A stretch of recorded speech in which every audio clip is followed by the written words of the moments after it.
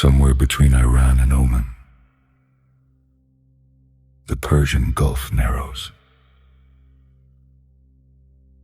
The land closes in on both sides. The water grows shallow. The distance between two coastlines shrinks to just 33 kilometers at its narrowest point. 33 kilometers. That is less than the distance between some cities and their suburbs. And yet, through this narrow passage, every single day, flows roughly 20% of all the oil traded on Earth.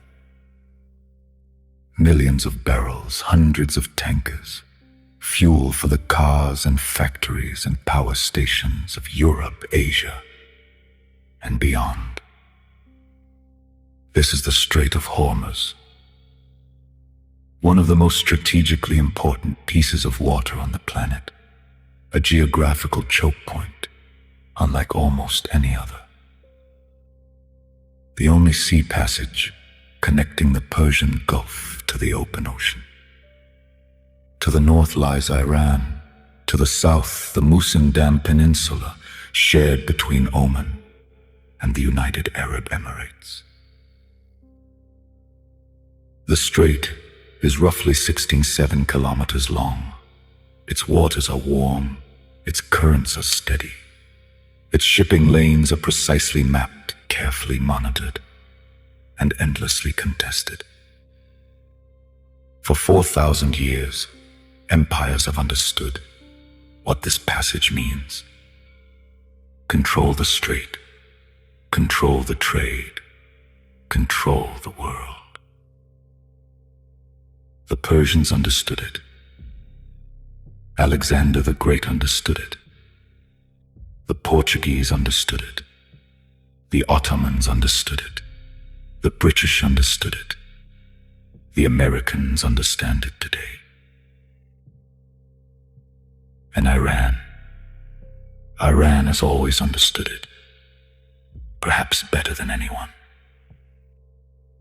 Tonight, we travel back through time, to the very beginning of this story, to the first empires that looked at this narrow strip of water and saw not just a passage, but power. Slowly, calmly, from the ancient world to today. Close your eyes if you wish.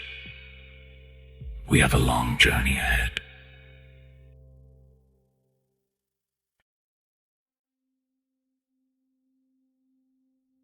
We continue our story.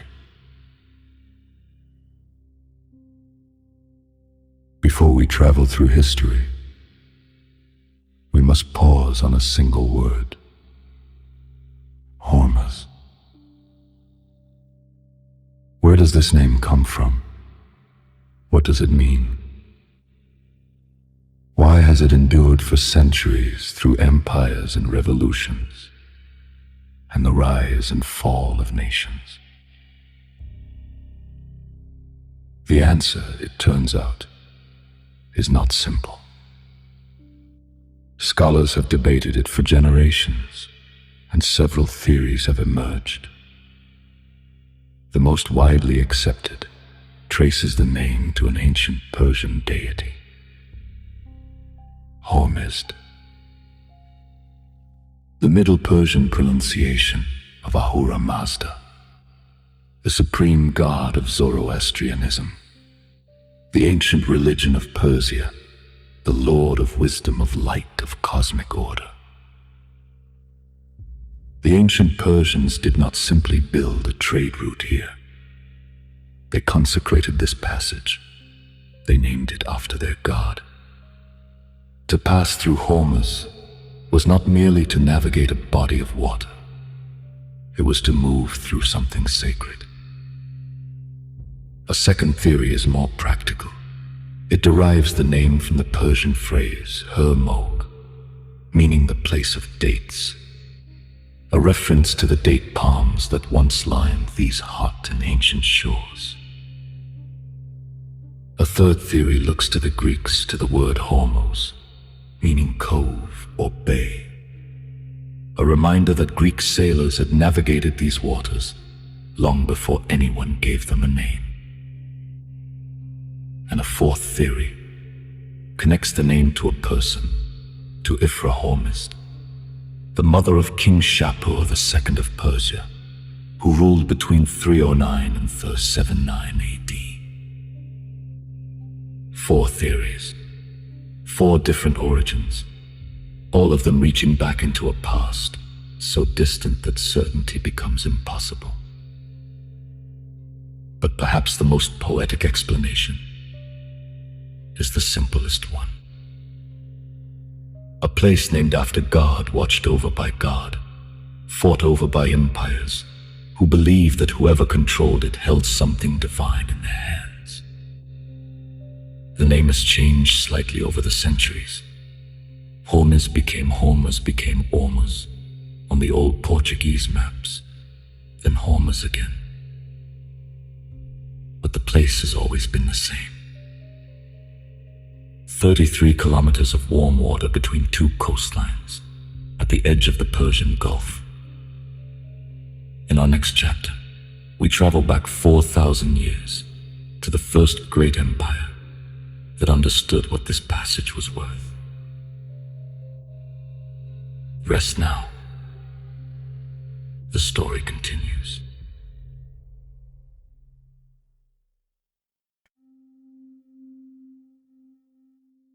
We continue our story. It is the 6th century before the Common Era. The world is ancient. Cities rise from the dust of Mesopotamia. Trade routes stretch across deserts and mountain ranges, from India to the Mediterranean. And in the lands that would become Iran, the greatest empire the world had yet seen is taking shape. The Achaemenid Persian Empire. Under Cyrus the Great, and then Darius, and then Xerxes, Persia stretches from Egypt in the west to the edges of India in the east, from the steppes of Central Asia in the north to the warm waters of the Persian Gulf in the south. It is the first true world empire, and its rulers understand something that most powers before them had not. The sea matters. Not just rivers, not just roads, the sea. And at the edge of the Persian Gulf, where the water narrows and the ocean begins, the Achaemenid strategists take notice. This passage is not merely a waterway, it is a gate. Control the gate, and you control the movement of everything that passes through it. Goods armies information power. The Persians begin to use the strait as a corridor for trade. Ships carrying copper and timber from the coasts of Arabia and India pass through these waters on their way to the great cities of the empire. They are the first imperial power to recognize the strait as a strategic choke point to be owned rather than merely used. The logic is simple, timeless. Control the gate, collect the toll, shape the world. This insight will be repeated by every great power that comes after them for the next 2,500 years. The mechanism will change. The ships will change. The flags will change. The names on the maps will change. But the logic never will. In our next chapter, a young Macedonian king sends his fleet into these waters. And for the first time, a Western power charts the passage between the Indian Ocean and the heart of the ancient world. Rest now. The story continues.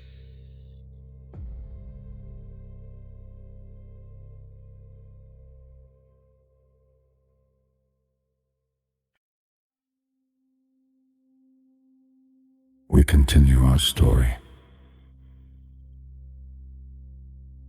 It is 325 years before the Common Era. Alexander the Great has just completed one of the most extraordinary military campaigns in human history. He has marched his army from Macedonia in the west, all the way to the edges of India in the east, across deserts over mountain ranges, through kingdoms that had never seen a Greek soldier before. He has defeated the Persian Empire. He has taken Egypt. He has crossed the Hindu Kush. He has reached the Indus River. And now he must find a way home. Most of his army will march overland through the brutal desert of Gedrosia, a journey that will kill thousands. But Alexander has another idea.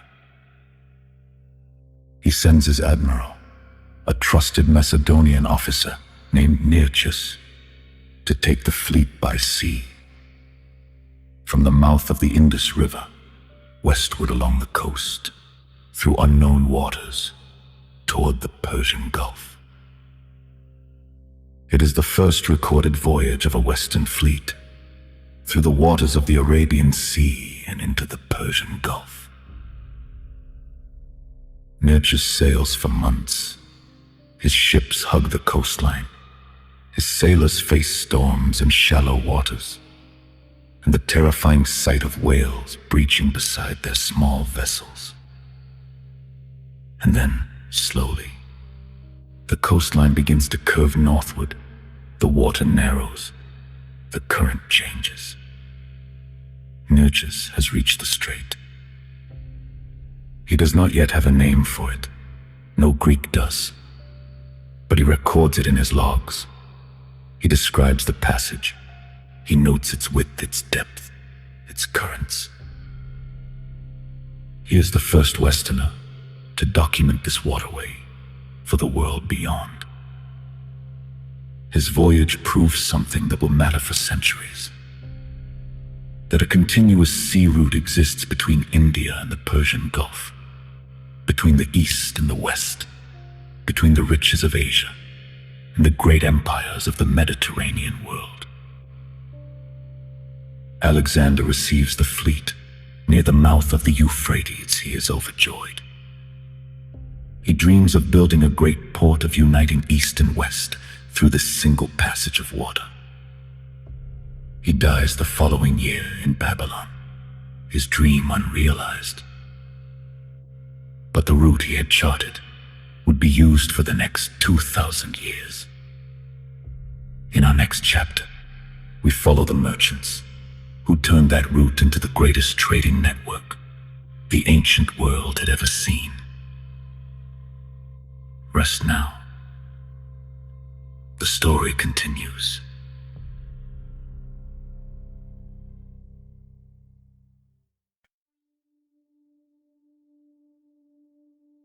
We continue our story.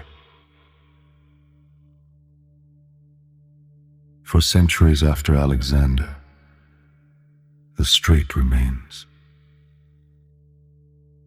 Empires rise and fall around it. The Seleucids, the Parthians, the Sassanids, each one inheriting the same geography, the same narrow passage, the same ancient logic. But it is not armies that make the strait famous in these long middle centuries. It is trade.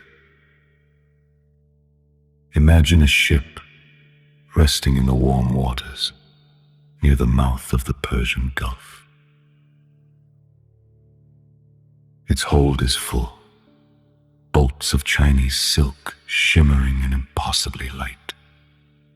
sacks of black pepper and cinnamon from the forests of India, bundles of frankincense from the coasts of Arabia, chests of precious stones, ivory, cotton, indigo.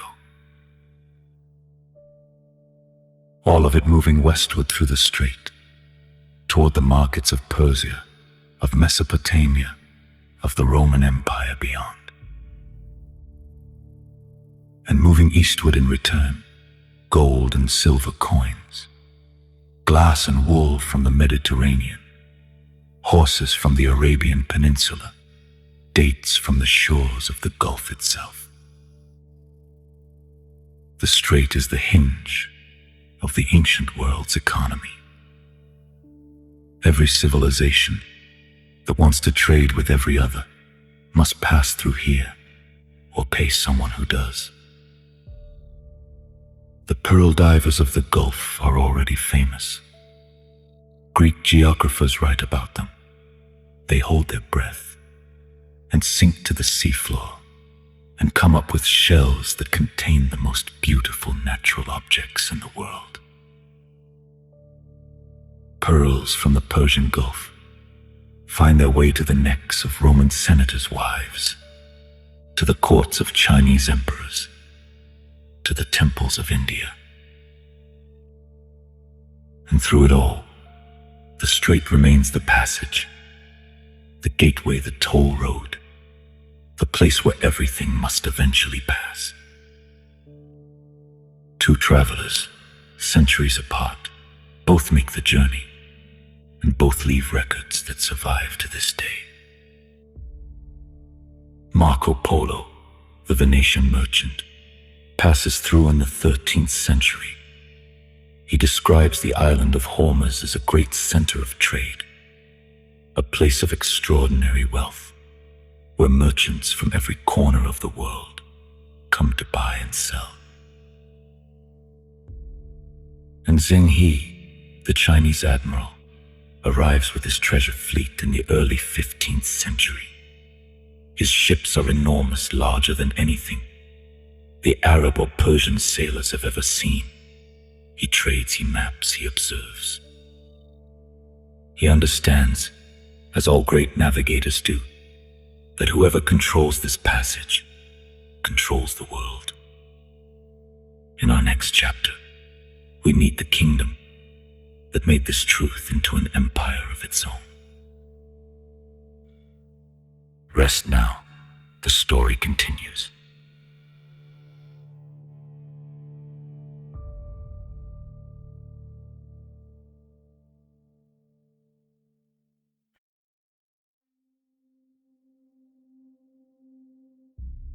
We continue our story. It is the 11th century. On the southern coast of Iran, not far from the narrowing waters of the strait, a small city exists. Its name is Hormuz. It sits on the mainland, a modest port, a place where ships stop to rest and trade and take on water before continuing their journeys. But over the following centuries, something remarkable happens.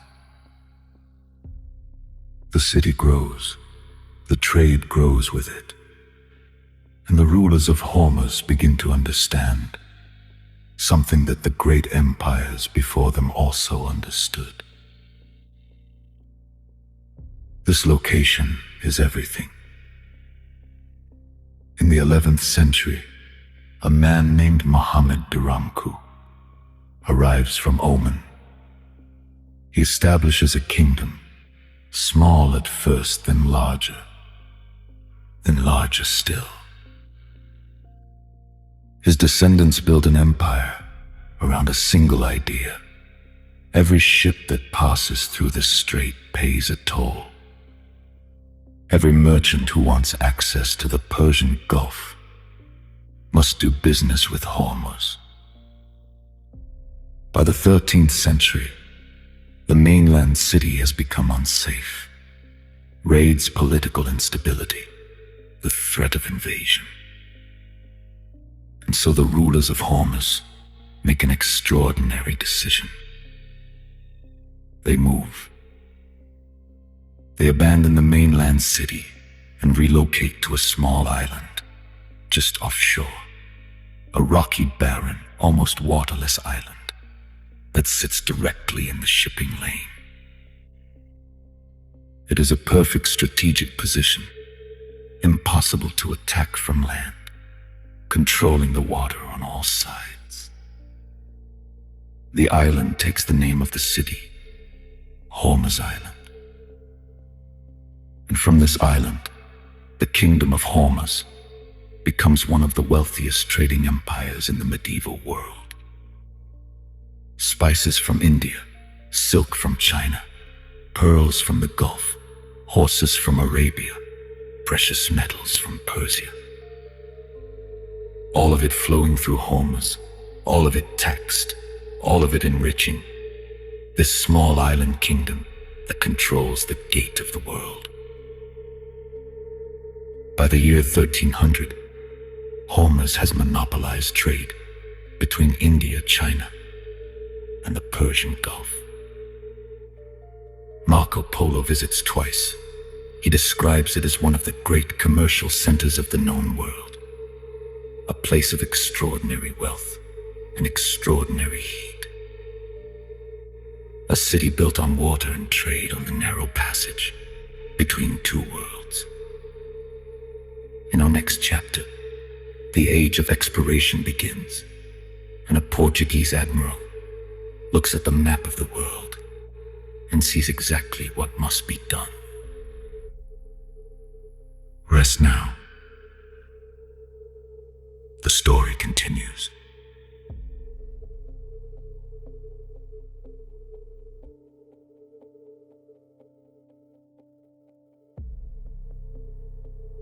We continue our story.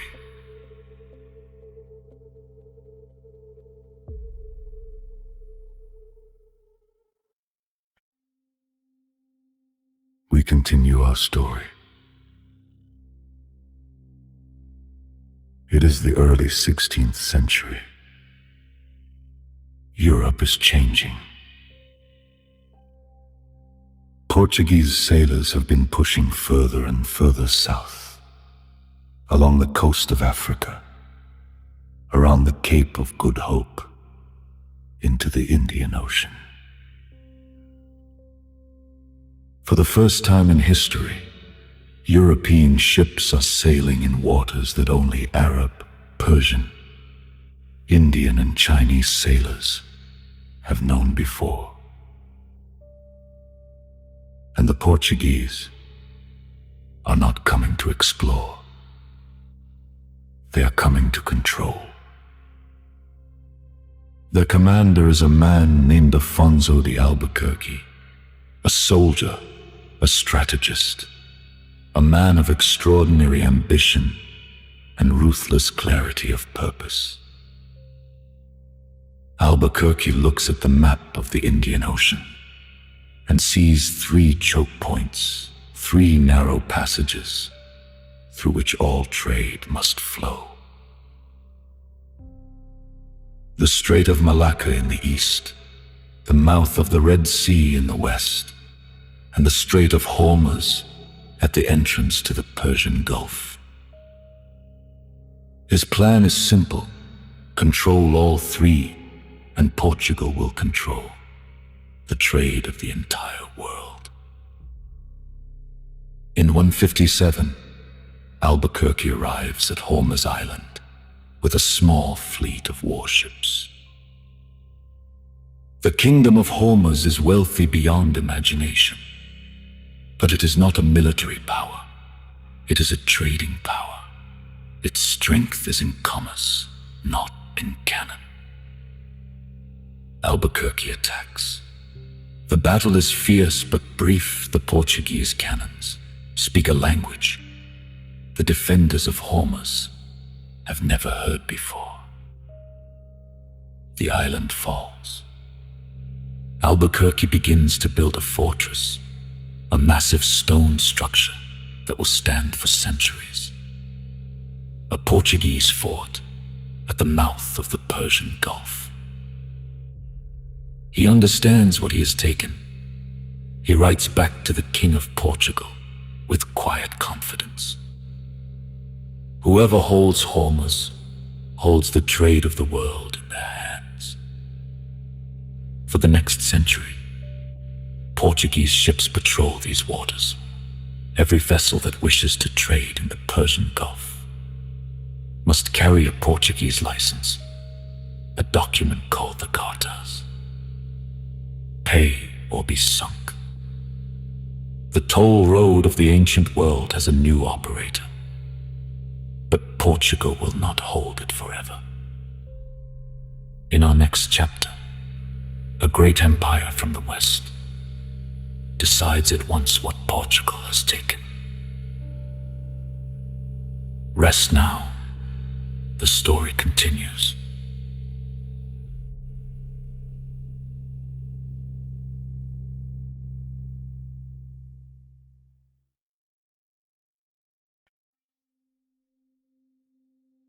We continue our story. It is the middle of the 16th century. The Portuguese have held Hormuz for decades. Their fortress stands on the island. Their ships patrol the waters. Their licensing system controls every vessel that dares to enter the Persian Gulf. But far to the west, another empire is watching.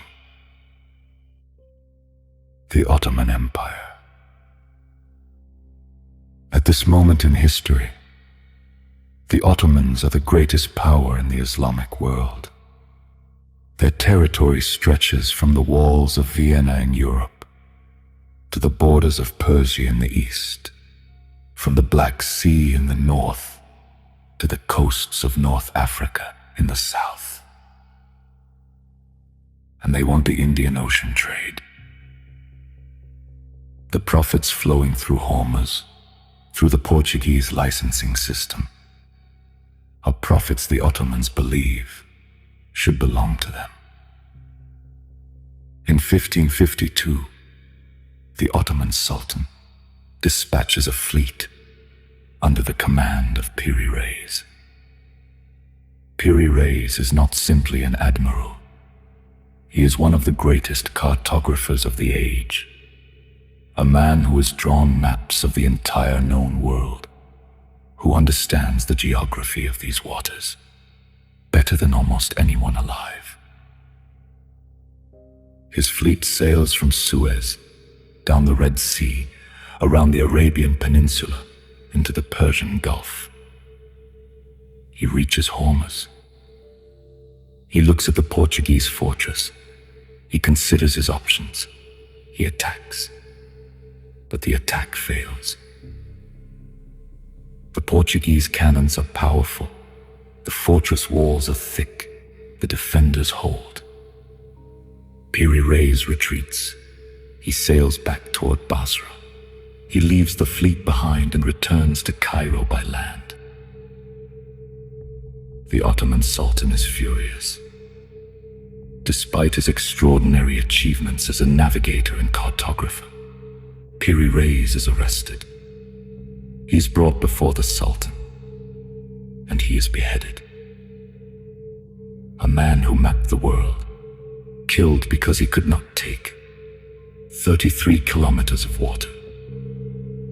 The Ottomans try again and again. Each time, the Portuguese hold. For decades, the two empires fight for this narrow passage, neither fully winning, neither fully losing. A delicate and violent stalemate at the gate of the world.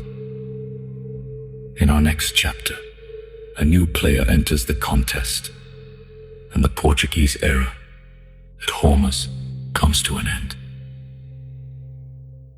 Rest now, the story continues.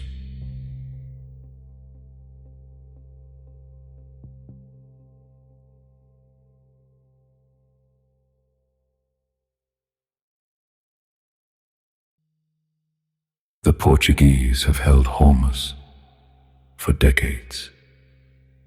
Their fortress stands on the island. Their ships patrol the waters. Their licensing system controls every vessel that dares to enter the Persian Gulf.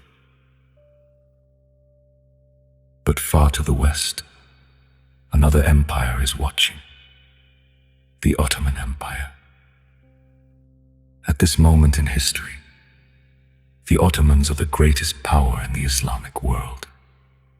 Their territory stretches from the walls of Vienna in Europe to the borders of Persia in the east, from the Black Sea in the north to the coasts of North Africa in the south.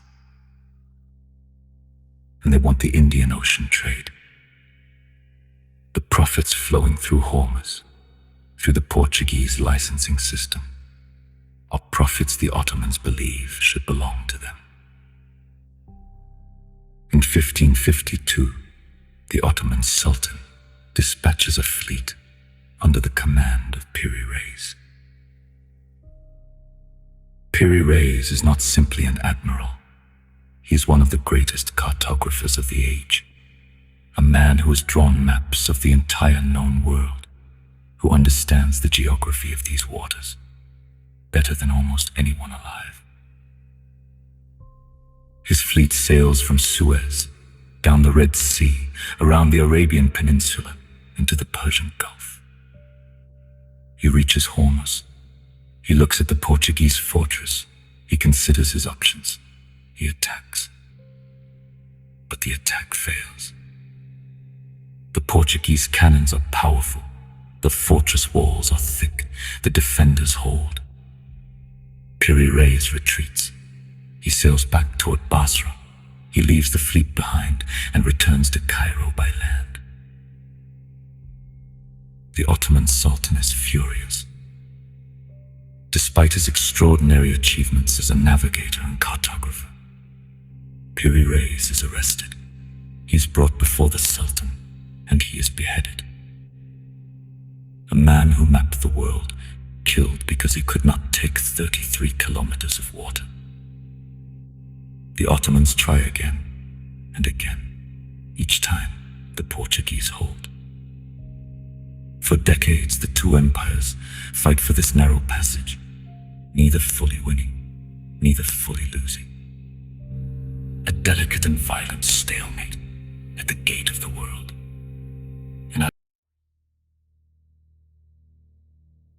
We continue our story. It is the early 17th century. The Portuguese have held Hormuz for over a century.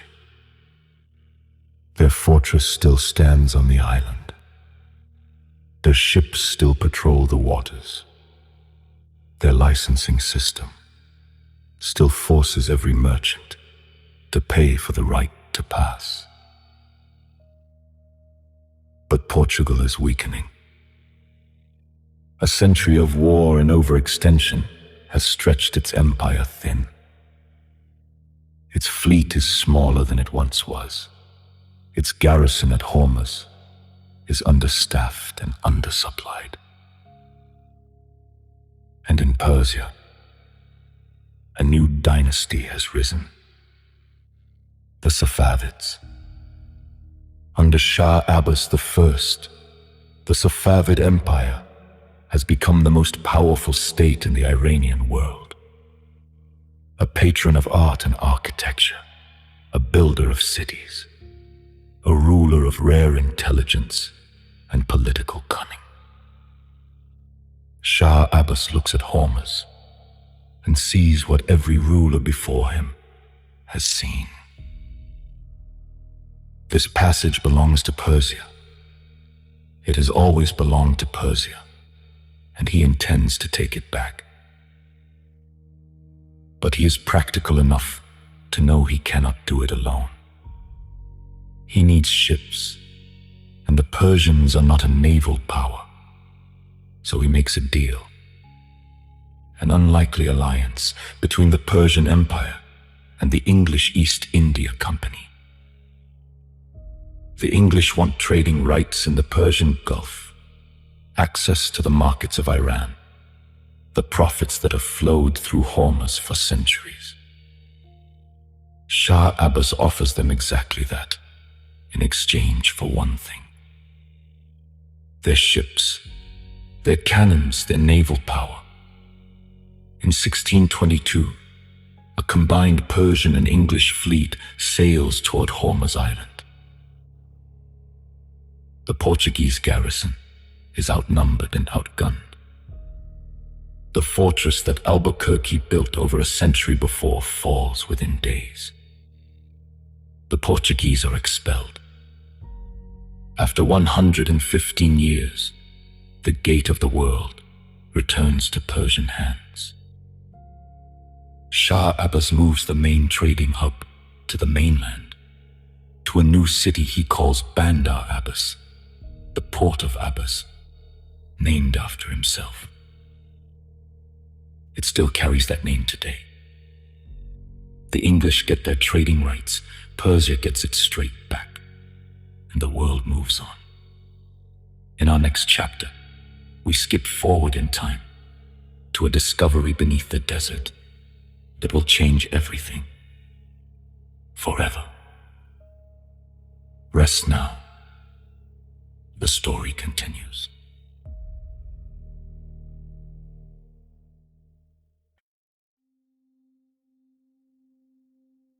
We continue our story. It is the early 20th century. For centuries, the strait mattered because of what passed through it. Silk, spices, pearls, cotton, the luxury goods of the ancient world. But everything is about to change. In 1908, in the hills of southwestern Iran, a team of British engineers strikes something unexpected. Oil. Black, thick viscous, bubbling up from the earth in quantities that no one has seen in this part of the world before. It is the first major oil discovery in the Middle East, and it changes everything. Within years, the world is transforming. Steam engines are giving way to internal combustion engines. Ships are converting from coal to oil. Armies are building tanks and aircraft and motorized vehicles that all run on petroleum. Oil is no longer just a fuel, it is power. It is the lifeblood of modern civilization, and the Persian Gulf sits on top of the largest reserves of it on Earth. The company that would later become BP, the British Petroleum Company, begins as the Anglo-Persian Oil Company. It wins a lopsided contract with the Iranian government, a deal that gives Britain preferential control over Iran's oil exports. And all of that oil must pass through one place: the Strait of Hormuz. Suddenly the strait is no longer simply the gate of the ancient trade world. It is the valve that controls the energy of the modern industrial world. Britain understands this immediately. It positions its navy in the Gulf. It builds relationships with the rulers of the region. It works to ensure that the flow of oil through the strait remains uninterrupted. The British Empire, already stretched across the globe, adds the Persian Gulf to its long list of vital interests. The strait that once carried silk and spices now carries something the entire modern world cannot live without. And the nations that sit beside it are about to discover exactly what that means.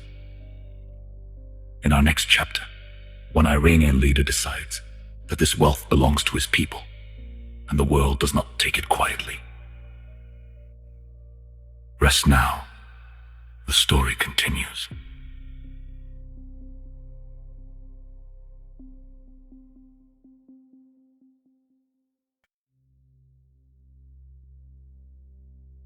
We continue our story. It is 1951. Iran has been producing oil for more than 4 decades. Its refineries are among the largest in the world. Its reserves are vast and deep. Its oil flows through pipelines to the coast, onto tankers, and through the strait to the markets of Europe and beyond. But the profits flow mostly in the other direction, to London, to the shareholders of the Anglo-Iranian Oil Company, to the British Empire that controls the terms of the deal. Iran receives a fraction of the wealth that sits beneath its soil. And the Iranian people are growing angry. In 1951, the Iranian parliament nominates a man named Mossadegh as prime minister. Mossadegh is a nationalist, a lawyer, a democrat, a man who believes with absolute conviction that Iran's oil belongs to Iran.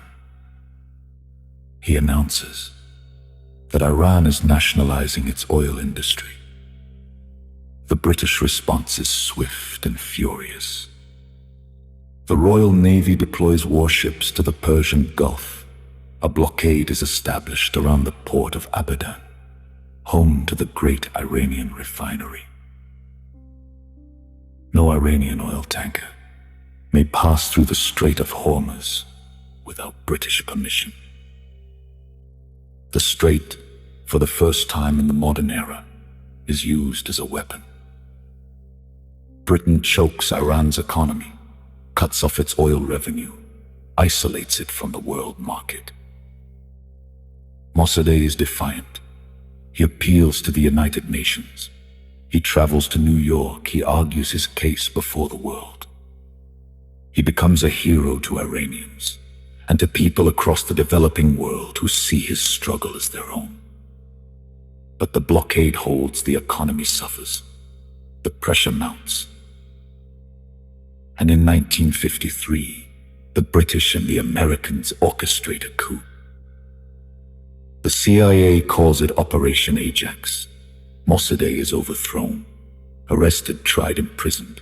He will spend the rest of his life under house arrest. The Shah is reinstated. The oil deal is renegotiated, and the profits begin flowing to the West once more. But something has changed in Iran. A wound has been opened.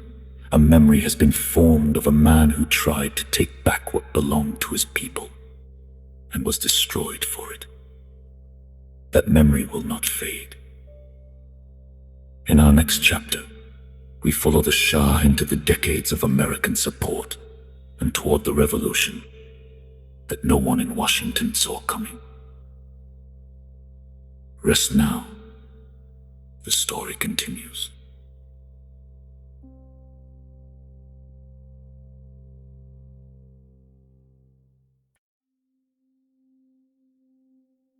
We continue our story. It is 1953. Mohammed Mossadegh is gone, overthrown, arrested. His dream of Iranian oil for the Iranian people, buried beneath the weight of foreign intervention. The Shah is back on the peacock throne, Mohammad Reza Pahlavi, restored by the British and the Americans, grateful and now deeply aware of where his power comes from. The Cold War is reshaping the world. The United States and the Soviet Union are competing for influence in every corner of the globe. And the Persian Gulf sits at the center of that competition. The Americans understand what the British understood before them. Control the oil, control the strait, keep the Soviets away from the warm waters of the Persian Gulf. The Shah becomes Washington's most important ally in the Middle East. American weapons flow into Iran. American advisors arrive. American companies invest in Iranian oil and industry. In return, the Shah keeps order. He keeps the Strait open. He keeps Soviet influence out of the Persian Gulf. The arrangement works for a time. Iran modernizes rapidly, cities grow, universities open. A new middle class emerges. But beneath the surface, tensions are building. The Shah's secret police, SAVAK, monitors and suppresses dissent. Religious leaders are marginalized, traditional ways of life are challenged by rapid westernization. And in the mosques and seminaries, a quiet anger is growing. The CIA, in a classified report written in 1979, warns of the vulnerabilities in the Strait. It is titled, "The Strait of Hormuz, a Vulnerable Lifeline." The report warns that if Iran ever fell into hostile hands, the Strait could become not a lifeline for the West, but a weapon against it. That year, the warning comes true. In our next chapter, the revolution arrives, and the world that the Shah and the Americans built together collapses in a matter of weeks. Rest now. The story continues.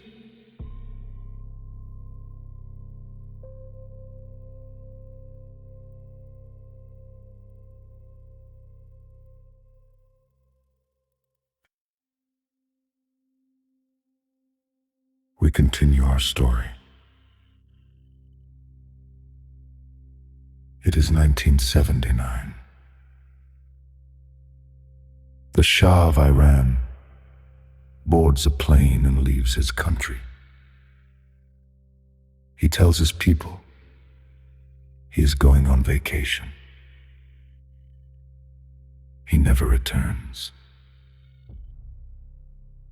Ayatollah Ruhollah Khomeini lands at Tehran's airport to the roar of millions. The Islamic Revolution is complete.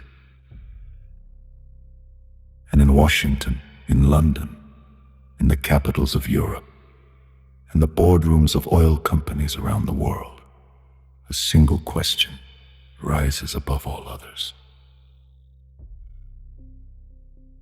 What happens to the Strait?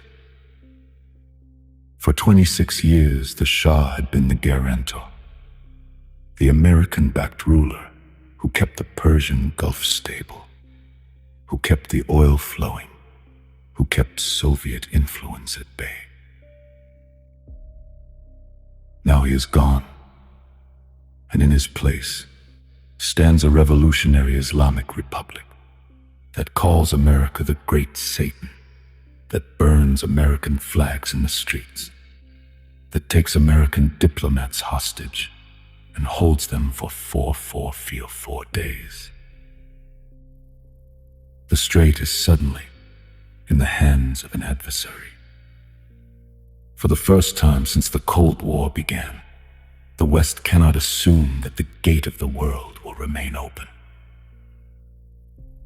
Iran is now a country whose leaders speak openly about their willingness to use the Strait as a weapon. Not immediately, not recklessly, but as a last resort, as the ultimate answer to any threat from the outside world. Close the Strait, and the entire global economy will feel the pain within days. This is the new reality, a reality that every American president, every European government, every oil-importing nation in Asia will have to live with for the next half-century. The Strait has not changed. The geography has not changed. The water is the same. The currents are the same. But the hand that sits beside the gate is now a different hand entirely. In our next chapter, That hand reaches into the shipping lanes for the first time, and the world learns exactly what a tanker war looks like. Rest now. The story continues.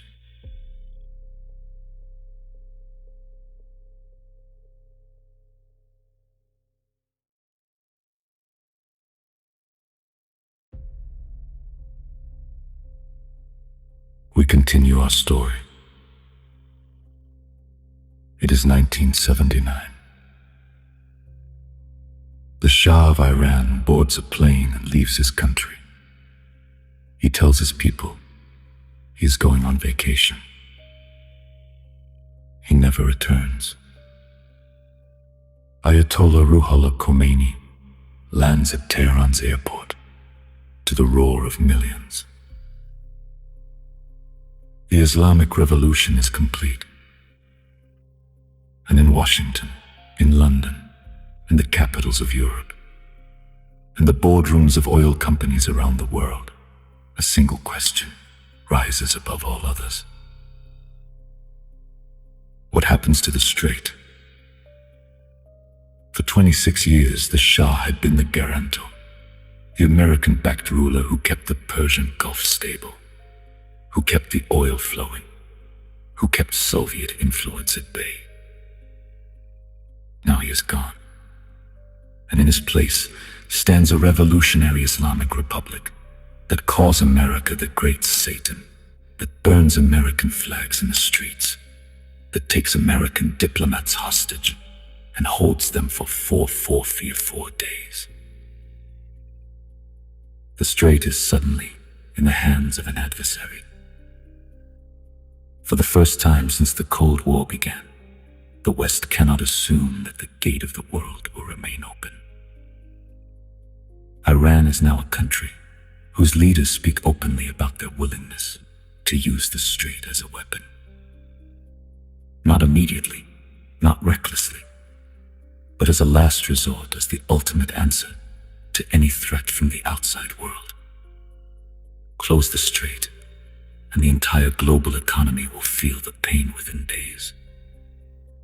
This is the new reality, a reality that every American president, every European government, every oil-importing nation in Asia will have to live with for the next half-century.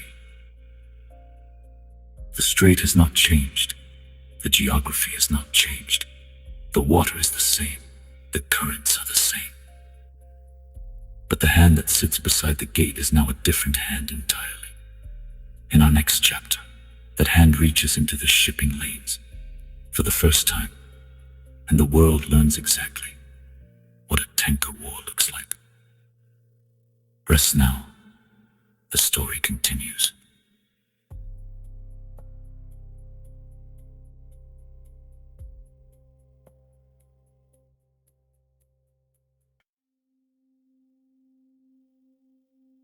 We continue our story.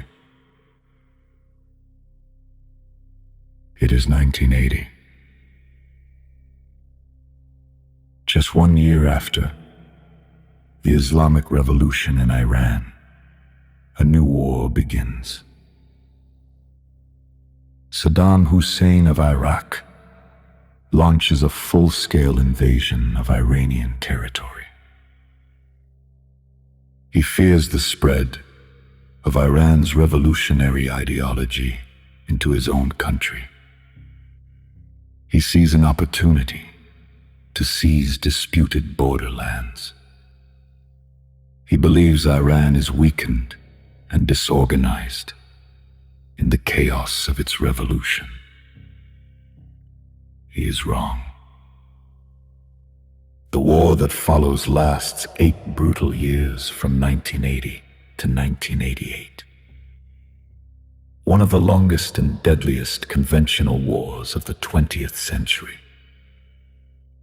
And its most important battlefield is not on land. It is on the water. Both Iran and Iraq depend on oil exports to fund their war machines. Both understand that if they can cut off the other's oil revenues, they can win. And so the tankers become targets. In 1984, Iraq begins attacking. Iranian oil tankers in the Persian Gulf missiles strike vessels that have no part in the fighting. Crews burn, ships sink, the sea carries oil slicks for miles in every direction. Iran retaliates. Iranian gunboats attack tankers carrying oil for Iraq's Arab allies. Kuwait, Saudi Arabia. Ships flying neutral flags are boarded at gunpoint. Sailors are taken prisoner. Mines are laid in the shipping lanes. The strait that for centuries had been the world's great trading passage becomes a war zone. The world's oil supply is suddenly vulnerable. The United States responds. American warships deploy to the Persian Gulf. They escort neutral tankers through the dangerous waters. They sweep for mines. They watch the Iranian coastline with radar and aircraft around the clock. In 1988, an Iranian mine damages the American frigate, USS Samuel B. Roberts. The United States retaliates in a single day. Operation Praying Mantis. American forces sink or cripple much of Iran's naval fleet. It is the largest surface naval battle fought by the United States since the Second World War. The tanker war ends. The Iran-Iraq war ends. The strait reopens fully. But the lesson has been learned. The strait can be a battlefield, and Iran knows how to fight in it. In our next chapter, we follow the decades of threat and counter-threat that follow the war and ask a question the world has been asking ever since. Can Iran really close the strait? Rest now. The story continues.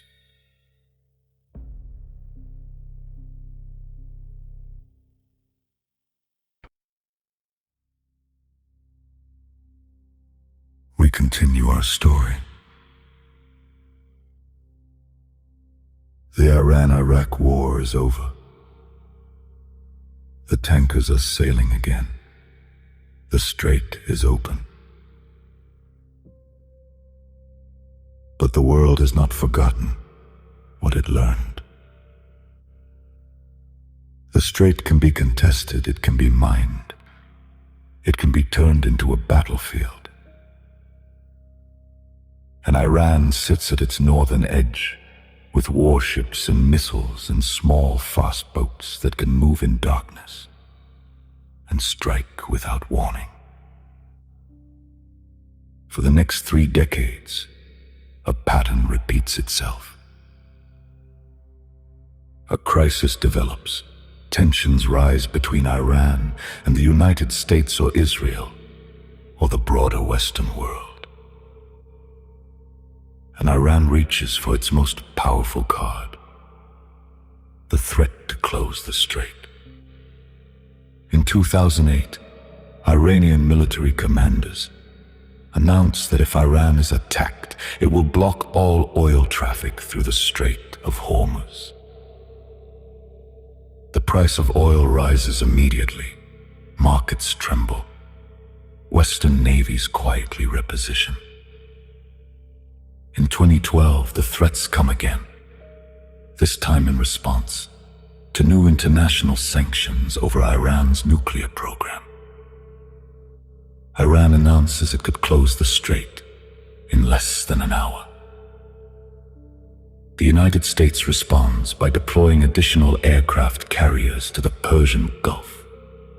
France and Britain send warships. The strait fills with military vessels from a dozen different nations. A tense and dangerous standoff, resolved not by war, but by the slow grinding of diplomacy and deterrence. The strait remains open, but the threats continue, year after year, crisis after crisis. In 2019, Iranian forces seize a British-flagged oil tanker in the strait. The crew is held for weeks. In 2021, Iranian fast boats harass American naval vessels in the Gulf. Each incident a reminder. Iran has not forgotten what the strait is worth, what it can do with it, what the world fears most. And through all of this, the oil keeps flowing, tanker after tanker, day after day.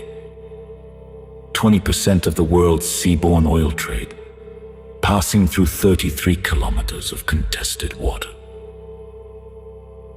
In our next chapter, we step back and look at the full picture, at what the strait means today to every economy on Earth. Rest now. The story continues.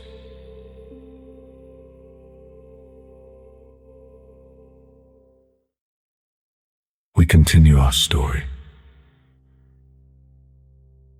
The Iran-Iraq war is over. The tankers are sailing again. The strait is open. But the world has not forgotten what it learned. The strait can be contested. It can be mined. It can be turned into a battlefield.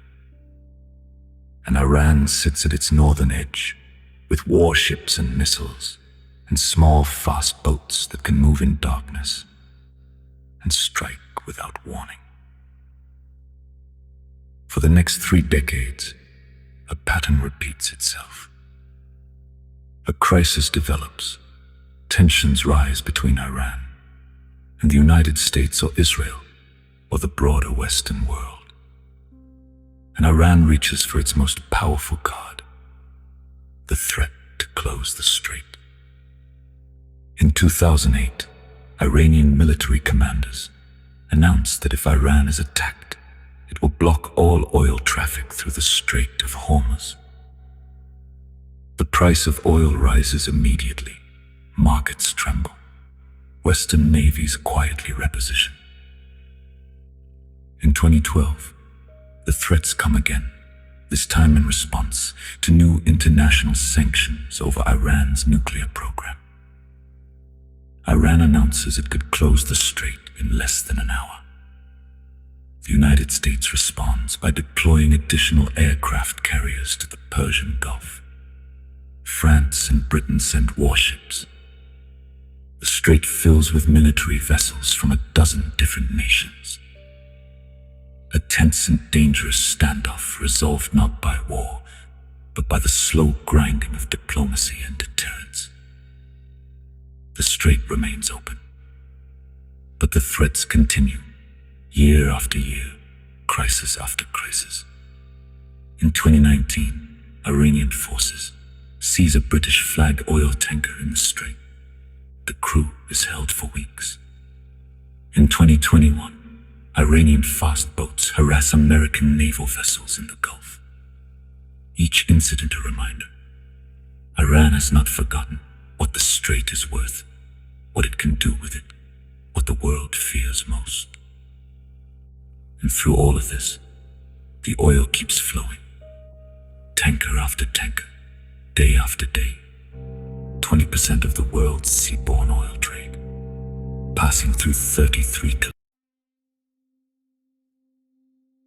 We continue our story. Let us pause for a moment and look at the numbers. Because the numbers tell a story of their own. Every single day, between 80 and 130, large vessels pass through the Strait of Hormuz. That is more than 30,000 tankers every year. Each oil tanker carries more than 1 million barrels of crude oil. In total, roughly 20% of all the oil traded anywhere in the world passes through this strait. 20% through 33 kilometers of water. And it is not only oil. 20% of the world's liquefied natural gas also passes through here. The gas that heats homes across Europe and Asia, that powers factories, that generates electricity for hundreds of millions of people. The countries that depend on this passage are not small or peripheral. Japan, South Korea, China, India, all of them import enormous quantities of oil and gas that must pass through the strait. For Japan, more than 80% of its oil imports come through this passage. For South Korea, the number is similarly staggering. And for China, the world's largest importer of oil, the strait is a lifeline of extraordinary importance. The shipping lanes themselves are narrow, 2 kilometers wide for inbound traffic, 2 kilometers wide for outbound, a separation zone of 2 kilometers between them. 6 kilometers of usable shipping lane and 33 kilometers of strait. Watched from Iranian military bases on the northern shore, patrolled by American warships, monitored by satellites from a dozen different nations. The most observed, the most contested, the most economically critical strip of water on Earth. And at any moment, events on land can change everything that happens on it. In our final chapter, we arrive at the present day, at the year 2026, and at the moment that the world had feared for half a century. Rest now, the story continues.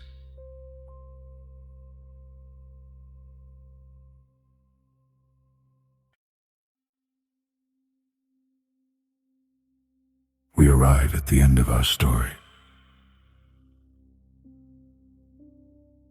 It is 2026.